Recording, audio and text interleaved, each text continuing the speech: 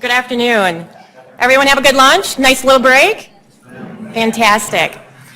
I am very privileged on behalf of Laerdal Medical to introduce your next speaker for this afternoon. Some of you, prior to lunch, spent some time with him, and I think you left that session with a lot of excitement and enthusiasm. You'll find our next speaker is someone who has a passion for innovation, and that is Chad Jackson, Vice President of Innovation and Development from the American College of Chest Physicians out of Chicago, Illinois. Today, Chad will discuss how CHEST uses xAPI to collect learning data from simulators. So without further ado, please give Mr. Jackson a round of applause and welcome him to the table. Thank you, Rebecca. All right, everybody, I'm kind of a mover, so can everybody hear me all right? I'm one of those loudspeakers anyway, so I usually don't think I need a microphone, but I got it anyway. So what I want to share with you today is a little bit about CHEST, because we're actually a medical society who does simulation. I want to tell you that I have no disclosures, because while CHEST makes a lot of things with the help of our sim techs, I don't make a dime from them. Like any major university or most of you guys, if we make anything cool, it belongs to them. So I don't make a dime from them other than my salary. And I do want to thank John Alexson and John Erringer, who are two guys that helped me do a lot of this stuff that I'm going to show you today with xAPI. Real quick about CHEST, if you guys don't know who we are, you know, we have a journal called CHEST, which is the third highest ranked journal in critical care medicine, and it's #1 in the respiratory space. And you probably know us because how many of you guys appreciate the fact that you don't see smoking on airplanes anymore? That was us in 1988, and in 1993 in most of the United States, we got smoking banned in restaurants. So that's direct work of what our docs, pulmonologists, pulmonary and critical care medicine do to help that. We've got 19,000 members worldwide.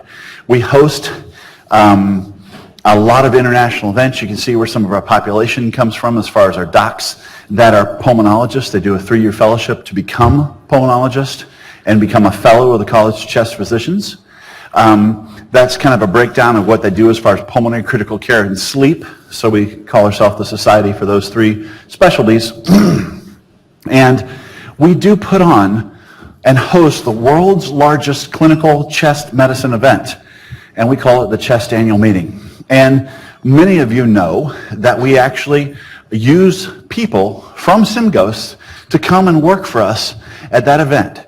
So between October 3rd through 10th, if you got a little time on your hand, want to take some vacation from work, want to get paid $350 a day, plus we'll feed you all the food you can eat and pay you in all the medicinal alcohol you need for your work, then we'll bring you to CHEST, where we'll have 300 general sessions, we'll have 10 postgraduate courses, 9 interdisciplinary sessions, 11 interactive games, and 26 unique simulation sessions in 62 rooms that we will build on site. We'll build this year 38,000 square feet of simulation in 2 days, walls and everything, high-fidelity simulation, and offer those 26 courses a total of 62 times over 4 days. We will train 1,315 physicians in that time, and so you will need that medicinal alcohol at the end of those very long days. I'm just being honest. Ask my guys who are here. And so this is what it looks like when we're doing CHEST. I want to just show you this. This brings up some interesting logistical challenges. And, you know, there's some people in the room you might recognize. Will, there's Roy. And so, you know, we'll put you in your own crate and ship you with a couple bags of chips to and from your home airport. No.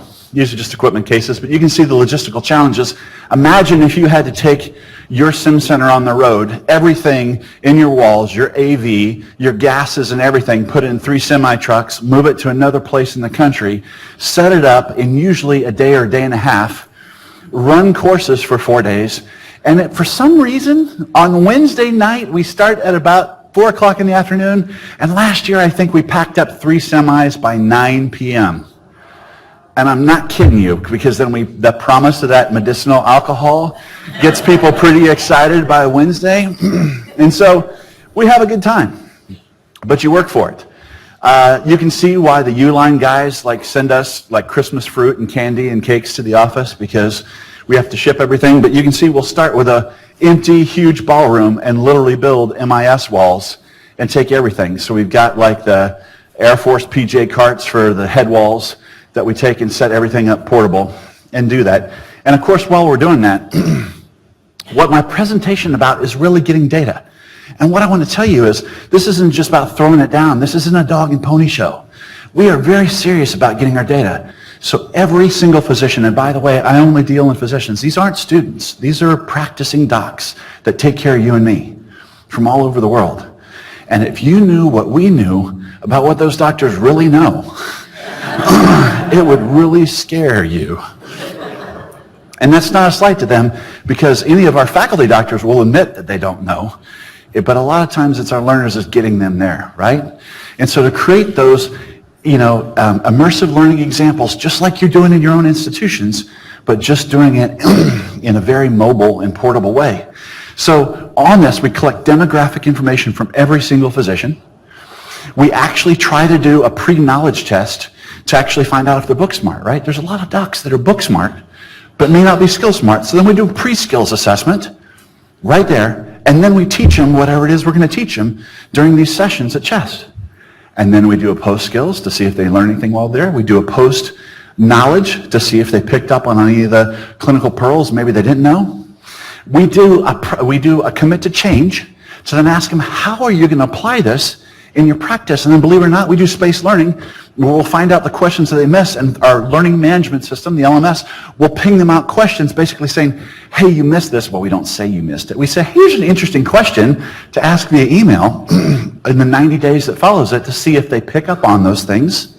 And then we send them another post-course evaluation that includes things like saying, hey, you said you were going to change this in your commit to change. Are you actually changing it? So believe it or not, we do this for every single participant in what we do. And I can just tell you, in one of our domains, our clinical domains cover airway, difficult airway management, bronchoscopy, critical care, mechanical ventilation, ultrasound, pediatrics, pulmonary function testing, and sleep. And in those 8 clinical domains, in just ultrasound alone, I can tell you we have over 6 million data points from the doctors that we're following in our LMS. And that data is huge. So we have all these standardized, validated checklists that we've developed, right? We've published some of them, so they're out there. We finally were able to publish in our own journal, CHEST. Believe it or not, our journal has an impact factor of 7.62, okay, which is huge. And our journal has complete editorial freedom over what we do, which means I don't get any special favors when I say, hey, we got this great data we want to publish. It has to meet the standard of everybody else that's trying to do that. So we finally got 2 articles published, one of our ultrasound program and one of our bronchoscopy non-small cell lung cancer program published in our own journal, which was fantastic. But keep that idea on data going. You guys know we're also known for innovations. We create a lot of our own. We do a lot of gamification that's fun. The idea is it's not just fun for fun's sake. This game, Whack-A-Doc, is all about taking something esoteric as much as like one of our guidelines. We have 7 clinical guidelines. And those 7 clinical guidelines are like phone books. Just COPD is 1,300 pages with 923 recommendations. Do you really think your doctor's reading that whole document? Seriously, think about these things, right? Here's the gold standard on how you take care of your patient with COPD. We've made it in a 2-volume set that no one can actually read. So we designed games, and I can tell you in 2017 we updated the guideline. There were 15 changes we really wanted the doctors to do. So the idea is we created a game like Whack-A-Mole, where we had the doctor, man, she is on it, she reads everything, she knows exactly what she's supposed to do. She knows all 923 recommendations. Then there's that kind of every doc who gets most of it, like 80 to 90%, and then there's that cowboy, right? And it's not so obvious. And so we present a case vignette in the game, and then they have to go through and decide which doctor then they all have 3 recommendations for therapy that all sound good. And when they push a button, the heads start moving just like whack-a-mole, and they have to decide which doctor they have to whack. So it's a little tongue-in-cheek, it's a little bit fun, but interestingly enough, guys, these are all industry-sponsored. And I can tell you that this year, for our update to Whack-A-Doc, oh my goodness, that we got $75,000 support in grants from industry who support this. So one of the things I always hear SimTechs talk about is, man, we don't have any money. We're applying for NIH. It's so tough. You know what? If you guys are doing things in medical specialty areas or a particular thing, or it's associated with a particular product or particular disease, pharma has dollars, guys. And that's something SimTechs don't think about. This is something you should think about for ways to reach out. And we do, and you can too. We have some other fun games. I just want to show you some of the things we do. Something as simple as just taking a task trainer, guys, and dropping a raisin down the airway, giving them a disposable bronchoscope so they don't break it, and then having them race down to say how fast they can pull out the raisin. That's a practical skill for a doctor, and do you know that's something they don't practice? They do it in medical school, and they never do it again until when? They're doing it in the ER to remove it from a 3-year-old kid who's squirming around who aspirated a raisin into his right mainstem. And so designing these things are just practical things that do it. This is called a virtual patient tour that kind of shows them what they're doing. And people think, gosh, will anybody come to these things, and learn more about the disease process? They do. And so there's plenty of ways that SimTechs can be more involved. We also do cadavers. We also have a lot of game shows. This is a robotic game show where they actually are shown one of 3 images, a CT image, a white scope image from a bronchoscope, or a E-bus ultrasound image. And then the doctors have controllers and they have to race to drive the robot to the right represented lung cancer node. Okay? It's all something simple and it's fun. And they have fun when they're doing it. So global impact, these are just what we did in 2017, 9 different cities around the world. We're doing simulation as well. Obviously, there's a lot of interest in places like India. I just got back from China last week, and we'll be back in Mumbai in 2 weeks as well. So we got programs in the Middle East, India, and China. We actually just started the first pulmonary critical care program in China as well. Believe it or not, Chinese doctors are just doctors. So in the morning, they could work on your big toe and cut out an ingrown toe. They could deliver a baby at lunchtime, and they could do neurosurgery in the evening if they wanted to. And so we've just been able to get through the Chinese government the opportunity to actually create a pulmonary and critical care medicine specialty along with neurology. We dragged the neurologist along and OBGYN. And so now those are some of the first recognized medical specialties for doctors that are in China. But let's keep going back to this idea of data. I talked about the clinical guidelines. I do want to mention grants really quick, right? Money. I don't know how many times I've heard here, and I know a lot of you guys are new, which is why I put the slide back in. CHEST, us, gives away over $1 million a year in grants to people doing cool things. Guess what? Last year, we gave away a $50,000 grant to somebody doing lung cancer, and they did a program that was half lecture and a little bit of simulation in the afternoon, and we gave them a $50,000 grant. This could be you. We also gave away a $30,000 grant to somebody doing COPD.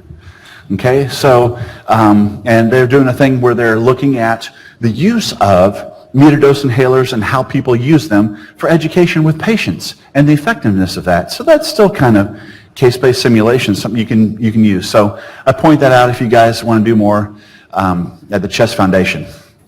Our headquarters, we were host to SimGHOSTS. I put some of these back in after Chad's talk so you can see another center. We're smaller. We're only 25,000 square feet of sim, 45,000 square feet overall. We've got 6 high-fidelity rooms.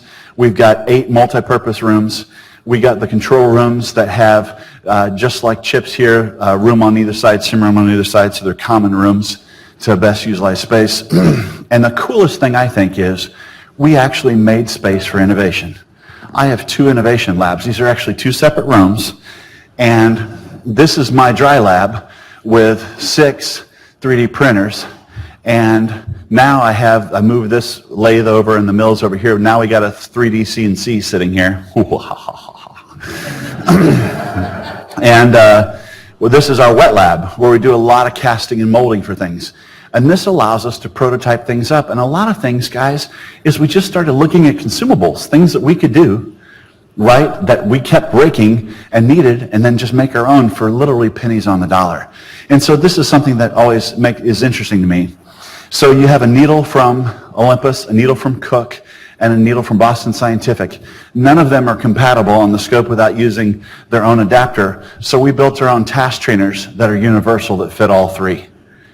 So that's something you could rapidly 3D print, cast into a mold, and then cast resin into to make your own task trainer. So again, if you guys aren't doing this, this is a regular thing at SimGHOSTS. Come back next year and you guys can be teaching the advanced seminar in casting and molding and teach us something new. Because if you're not doing this, it's so cheap, you ought to be doing it.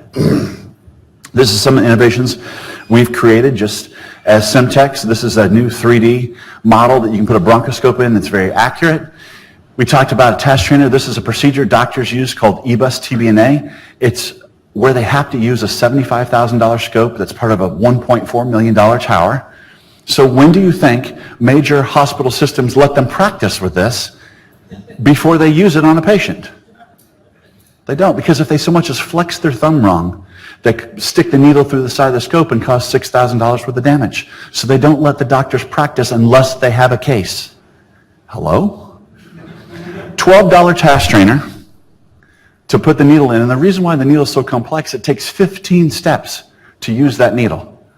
15 steps to use that needle correctly, and so the doctors don't have a way of practice. We also came up with a way of practice ourselves. We built our own simulator. I actually built that in my garage. That's a 3D virtual simulator to simulate the procedure on a laptop. And now Symbionics, who's here distributing, they're here as a business. They actually sell this now. I don't get anything from it. I'm not trying to pimp the brand, but that's something kind of cool we created that's now available for the physicians to use. And again, I don't get anything from it. So we talked about game development, talked about some of the things. This is interesting. This is 2010. We did VR in 2010. The hardware didn't exist, so we built our own. We needed the doctor's hands available because they were using a bronchoscope. So we actually used a Wii Fit board, made it USB out. So the doctor flew in-world on a platform on like a Wii Fit. And then they had their hands free so they could manipulate, and we had to build our own headsets. So it's so funny because this was 8 years ago, and now everybody's like, oh, VR. It's like, yeah, we've been doing that for a while. We do a lot of simulation at the Innovation Simulation Training Center. And so we need to think about what are we going to do with all that data I talked to you about that we're doing. Lots of different programs, ECMO programs, mechanical ventilation, all these different domains that we talked about. So what are we going to do with that? And that brings us to really what I wanted to focus my talk on today, which is using xAPI to collect data from our simulators. Now, most of you probably know, and I know there's a bunch of empty seats, so people want data from simulators. I want to do something else. Okay, xAPI is called the Experience API. Okay, they also call it Tin Can. Does anybody know what a SCORM package is? Right? Anybody that's done e-learning, this is how you package up your e-learning so that it works on things like your LMS and things like this. Okay? So these are some of the things that I want people to do. I want you to learn about what an xAPI verb is and what an activity statement is.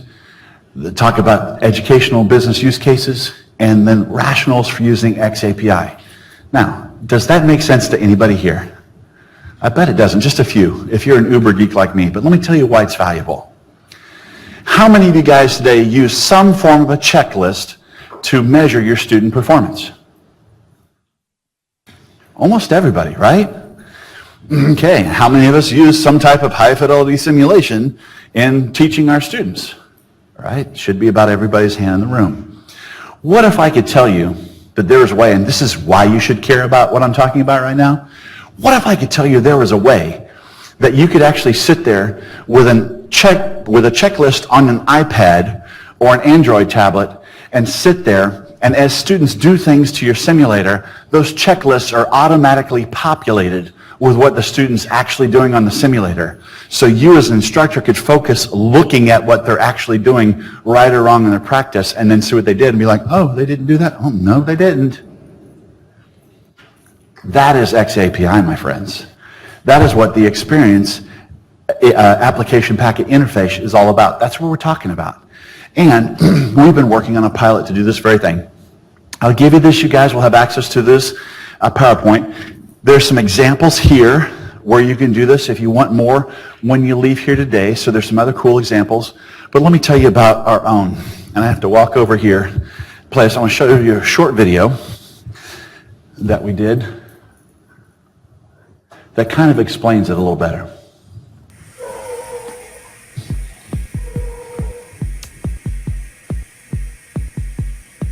Could I have a peak valve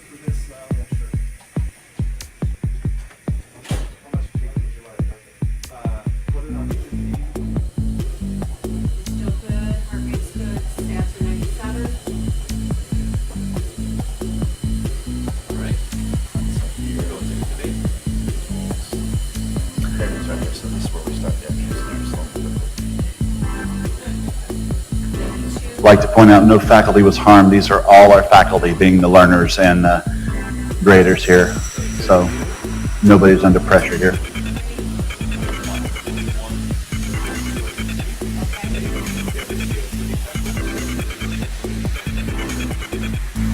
This could actually give us some metrics to assess what happens at what point for each learner or across all the learners as well. But a lot of the benchmarks and a lot of the data points that we find are after the fact, not necessarily things that we look for specifically. This is something that we find out all the time when we're taking care of patients, is that a lot of our benchmarks that we set need to be modified, or we find new benchmarks to assess. So this is very interesting, the fact that we could actually go back and look for different benchmarks that we weren't initially evaluating, and we may find new data points that may be significant as well. We're really excited about xAPI, primarily because we can collect data from sources we weren't previously able to in a standard way. We can now collect live information from various systems. We can load in historically collected information and correlate that and aggregate that in a standard way to identify new pieces of information we didn't previously have access to. Yeah, and so one of the things the college expects of all of our courses is that we're doing something effectively, trying to get data from the mannequin back to us so we can add it to not just our 31-point checklist, but tell more information about what interventions are being done to the mannequin. Time to interventions will be important. How efficient were they at getting from point A to point B? How many attempts might they be attempting intubation? Today we're here as part of the Difficult Airway Management Program here at CHEST, the American College of Chest Physicians. And we have 35 learners here today that are working on a program to specifically look at managing difficult airways in patients. And so a lot of times when doctors go to do routine intubations based on the patient or their physical structures, they can lead very quickly to a difficult situation to intubate. And so this course is designed to allow the physicians the opportunity to learn different techniques and ways to intubate the patient safely to prevent an adverse outcome. We've actually developed an interactive checklist that our faculty uses during iPads to actually capture data on patients and learners as they do that and they interact with our simulated patients. However, we have this really unique opportunity to look at how we're getting data directly from the robots and feeding more of that data into the actual LMS, data that we weren't able to get before. So this is an exciting opportunity for us. In the session, we hope to share lessons we learned while implementing a real example of xAPI, some of the challenges that we ran into, and the solutions that we found. And what I really like about this is showing some important trends in how the user's reacting to the environment. And I like that there's a lot of data that's captured, more data than we ever possibly could through a checklist in our system.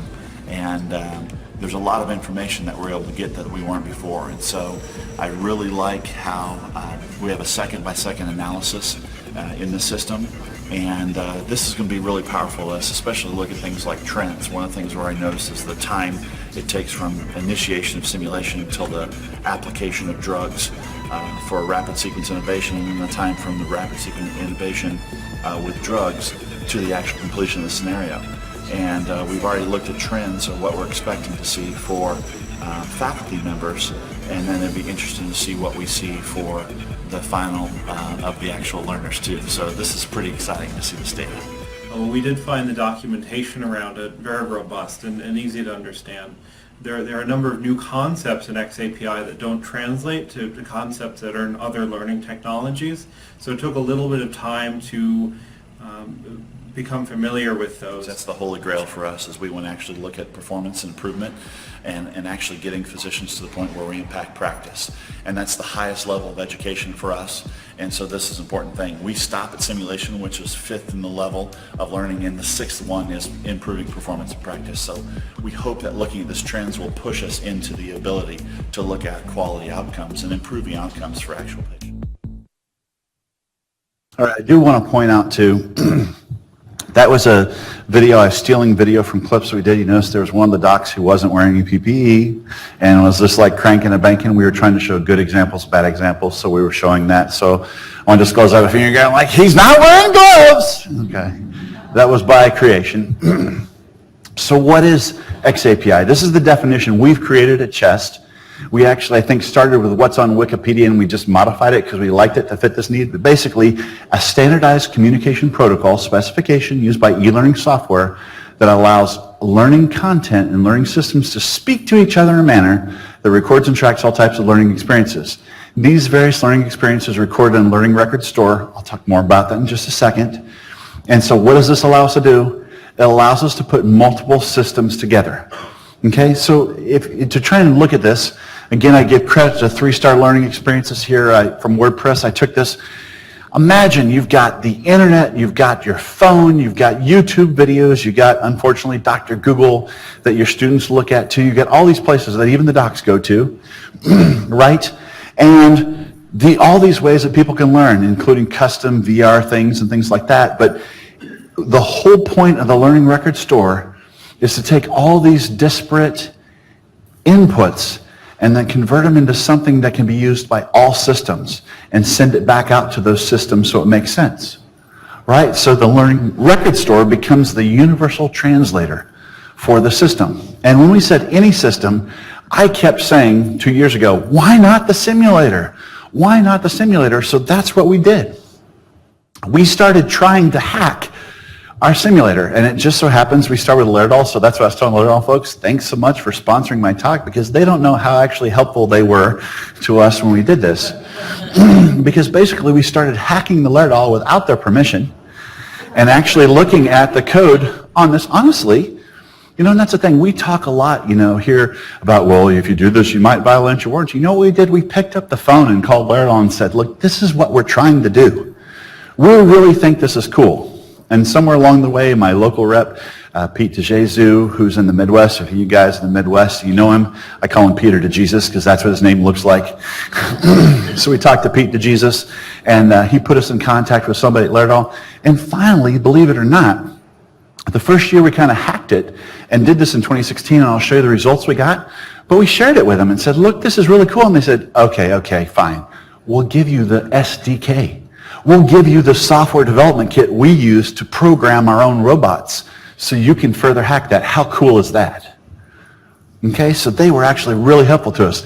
Now this is a piece of code, and I don't want to scare you. Basically, how this breaks down is there's a verb, right, that shows action. There's an actor, which is what's happening, what part of the robot you're using, and there's the object, okay? And those are the 3 components you need in xAPI. That's all you need to know. That's about as much programming as I'm going to show you today. But those things are important, and the most important of all those is the verb. Because believe it or not, there's a lot of standardized language. Remember that learning record store that's supposed to make things compete and talk to each other? Remember, it's the central storage point for the whole system. And it allows that common language among the disparate parts. Well, believe it or not, right, there's all these application packet interfaces, right? You've heard of APIs, right? And these apps that allow things to talk to each other. We just need an application packet interface that can talk to your simulator. And if it can talk to your simulator, it can talk back to your learning management system. It can talk to the internet. It can talk to your phone or any number of things. So we just have to standardize how we get that communication out of that. And of course, what gets our people excited is increased advanced reporting and analytics data about the learners. So they use this term a lot. Remember, xAPI is called tin can. So they say think, pair, share. So how do you decide what you track? Well, they come up with this language called the Advanced Distributed Language Vocabulary, which is not natural language. And all I want to point out is this, right? The reason why this is difficult, if I say, you're finished, you're completed, you're done, all that means the same thing to you and me, right? We totally understand that means all the same thing. But that doesn't mean the same thing in software unless you define them the same in software. If I say, oh, passed, well, there is, you passed the test, yeah, all right. Or I physically passed you, right? Those mean different things, right? So the same word in this case means 2 different things. And here we have 3 different words that do mean the same thing. So that's why there needs to be an ADL of common language for these verbs. It makes sense. It's coming, guys. Don't worry. So go back to your example with what we're doing. We have these checklists for everything that we do. We've spent a lot of time making sure for at least our docs, we're measuring the right things. But then the thing is, we have two doctors that stand in the room and grade, because what happens is, if one guy's checking something in the checklist and looks down to find out where he's at, and then misses something, he looks up and it's like, oh wow, did she do that or not do that? And so then they look at each other and like, did she do that? I don't know. Because they're both looking down at the same time. Again, your application. Imagine if, as they're doing things on the simulator sensing those things, we're taking that data. Like how many of you guys, when you look at your simulators, you see the little blue lungs inflate on the display, or you see that you've got, the head tilt, little trigger that goes off in the little corner of the screen. That's on your screen, but right, you can't do anything with that. You see it in the log. How many of you guys actually looked at one of your logs? You have a Laerdal at the end? Okay? All that stuff is there, and it's also in order of time when it was performed. So now imagine taking your checklist where you know what the right order is of things that they should be doing. And for us, it's pretty simple. It's not even us, it's another society.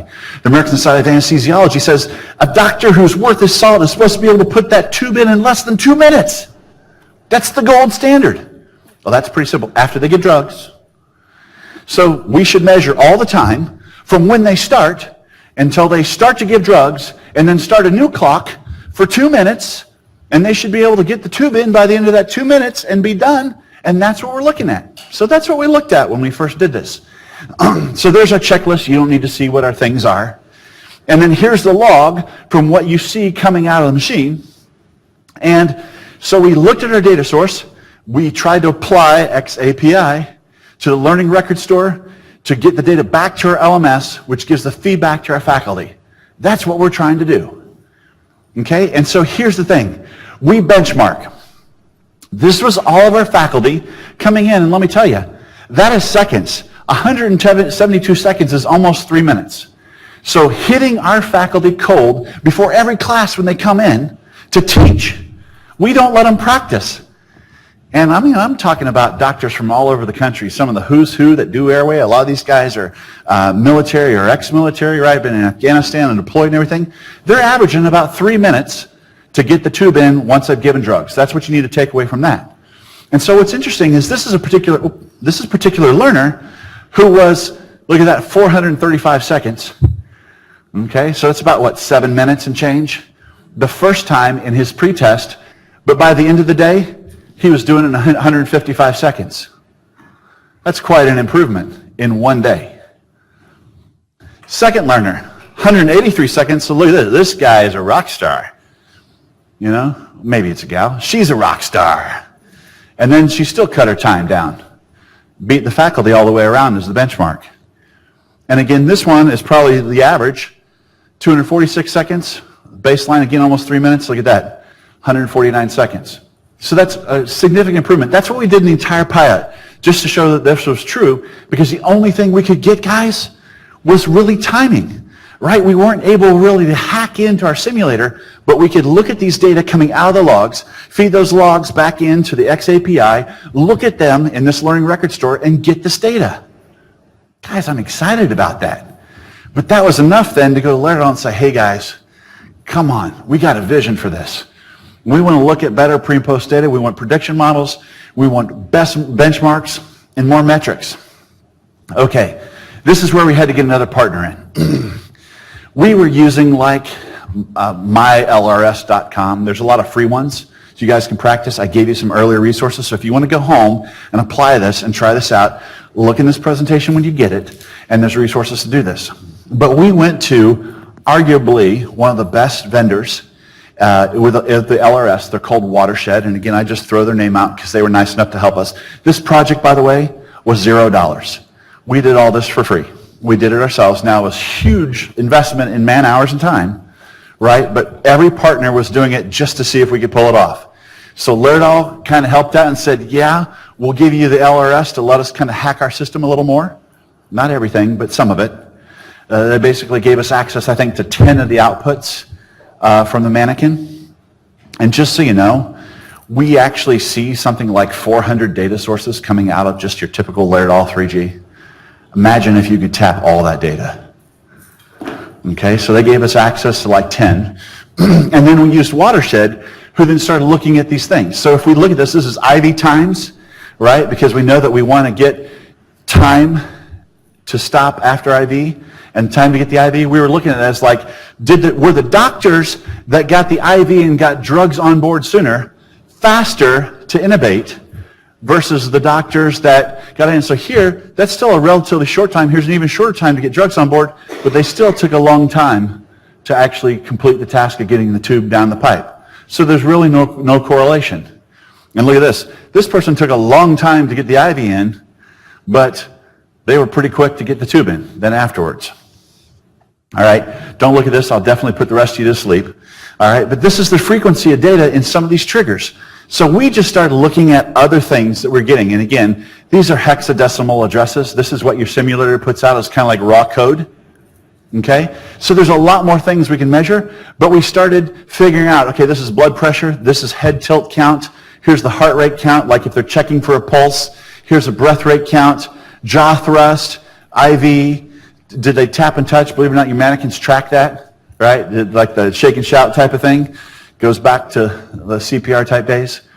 And so then we started wondering, is the time to stop the IV after, is it correlated with the head tilt count? And my theory was, are the people that are like, they get drugs on board and then they keep head tilting, are they like nervous to intubate?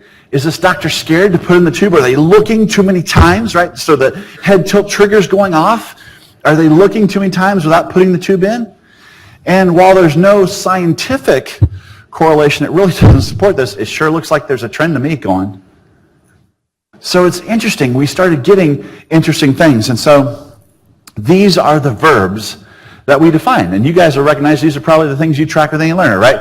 Respiratory rate, whether they're bagging, blood pressure, breath rate, examinize, just because it comes up, head tilt, heart rate, IV. So these are the things we are able to track as our verbs. And so why we needed Watershed, why I mentioned them, they put these into their program as a way to track the actual data. So they have spent the time to create these. So if any of you guys want to do this, it's now a common language we can all use. So hopefully, when we figure out this, they call it a bridge, guys, a software bridge.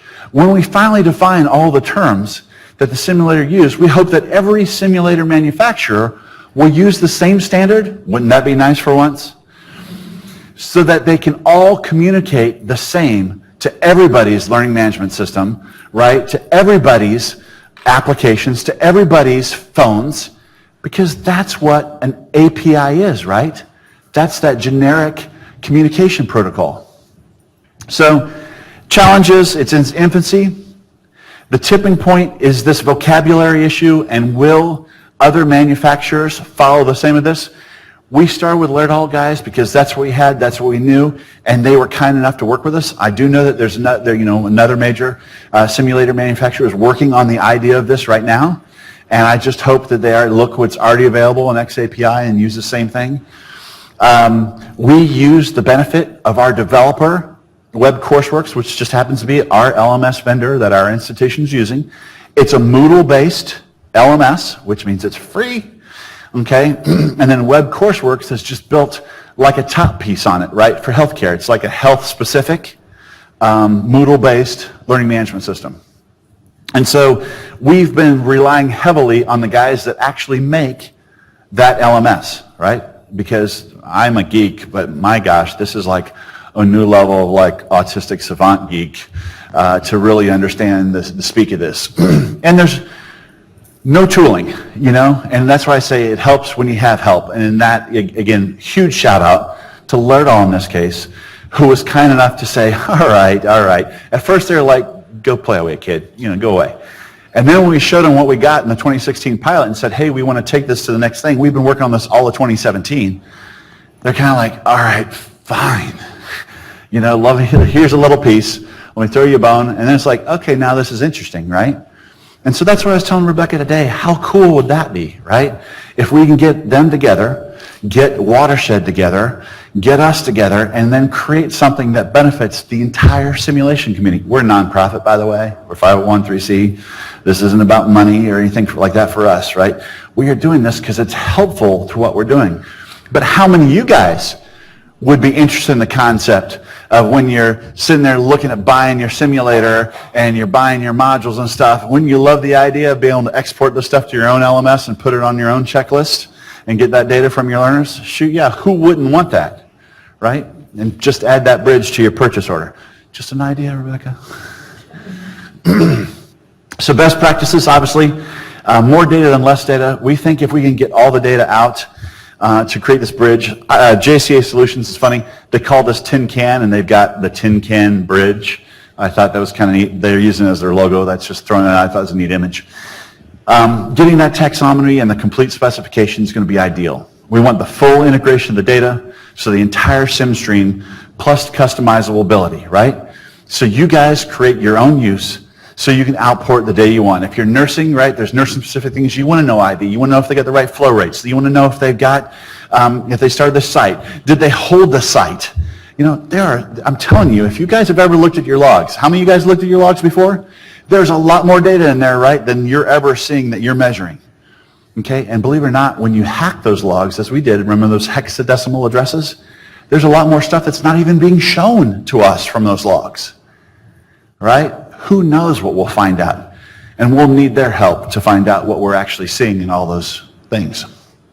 And of course, our next steps are to collect data from those external sources, automate the upload, because right now, the way we're doing it, we're still having to wait till the scenario is complete. We're actually taking the log then and importing it through an adapter essentially to the learning record store. It gets chewed by the learning record store as the hub, right? And then spit back out, in this case, to our LMS. And so we want to standardize that, and we'd love to make this a mobile app, because right now we've got 165 iPads, and we have to load our app onto one of these 165 iPads, and we have to actually make sure that it's on the right IP address so they're synced in. But how cool it would be for the faculty to use their own phones, their own tablets, you know, and truly be universal. So what it costs initially, again, I told you, $0, and this is full disclosures. I'll tell you what we want to do. This is our what we think it's going to cost us. Just a little bit of programming with our Web Courseworks vendor to get the final connector for Laerdal. We want to expand the reporting to all observed events. Again, a little programming time for people that are a lot smarter than me. Reporting data to and from our course stage, which again is our LMS. Again, some more programming. We want to create our own desktop application to automate the import. Guys, this is that idea of a software bridge. All right, create this. And so we're going to eat the cost to do this. Now, the thing is, there's other partners. Watershed is the LRS, right? This is another company who makes their money on taking people's data and making these converters so that they speak universal. They've been kind enough to give us those verbs, right? And say, we'll recognize your verbs and we'll make generic pieces that will always accept those verbs from this particular data stream, okay? But they're a business. So at some point, we're gonna have to pay them something. And then the other one I probably should have put in here is Laerdal. I mean, Laerdal's been good to us, right? But we just need to make sure if we can get Laerdal on as a partner too to talk about it, and others. Okay, this talk is sponsored by Laerdal, so I can throw their name out, right? But others. And the idea is we want everybody to speak the same language, because that is what a learning record store is about. It doesn't matter if their simulator is speaking the right language. We need them to make sure their simulator can speak in this generic language so that everybody gets the same data into the learning record store so we can all get the same data out of the learning record store. Does that make sense? Okay. So we're going to spend another 60 grand trying to do this year. And that's all I got for what this is. Guys, if I can tell you, this is something that I think has the potential to be huge, to change the practice for every one of us sim techs. How easy would it be for you to be able to automate half of the data collection that you're already doing? Also, I put my email up there because several people asked me for it, so I put it up there. If you guys want to be abused at Chest, other locations this year, we're in San Antonio. Next year, we're in New Orleans. We've got Vancouver coming up. We're going to Hawaii. So how about, a week in Hawaii? It wouldn't be too bad, right? You got to work as a sim tech somewhere. So let me know. And we're always hiring. There's always opportunities, at Chest. And even if we hire you in another way, then we can use you. Patrick's a prime example. He's in the back room, started another division. He's now working with us in simulation. Guys, xAPI, the Experience API, is the opportunity for you guys to save yourselves a lot of trouble and truly make your simulator a little more smart, right? In the world of the Internet of Things, where everything's connected, why shouldn't your simulator be connected to your learning management system and to your training systems already? Thanks for your time. Hope you enjoyed it. Time for a few questions. Anybody have questions? I tried to stop the geek speak, so I'd leave a little time for questions. Go ahead. Yeah, I'm just curious. So far you've been talking about connecting it to your LMS. Yeah. Have you ever put any thought into connecting it to an electronic health record?